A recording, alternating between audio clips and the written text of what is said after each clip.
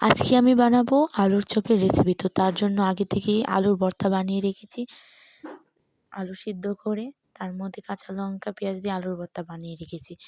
তো তারপর আমি একটা পাত্রে আটা নিয়ে নিলাম, তারপর হলুদের গুঁড়া, মরিচের গুঁড়া আর লবণ দিয়ে দিয়েছি।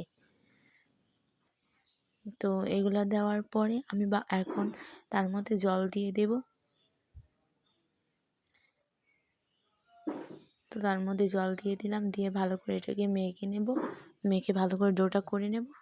তো তারপর আমি আলুটাকে এভাবে গোল গোল সাইজের বড় আকারে বানিয়ে রেখেছি।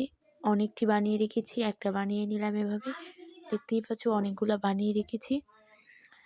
তো এখন এটার মধ্যে বেসনটার মধ্যে ছেড়ে দেবো, আলুগুলো ছেড়ে তারপর কড়াইয়ের মধ্যে ছাড়বো।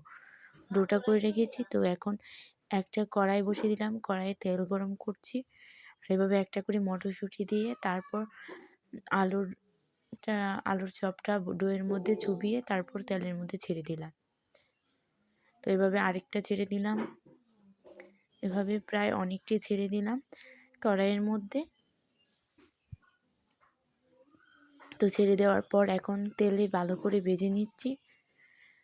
তো অনেকক্ষণ ভাজার পর এখন দেখতেই পাচ্ছ কত সুন্দর আমার আলুর চপগুলো হয়েছে, খেতেও খুব ভালো লাগবে।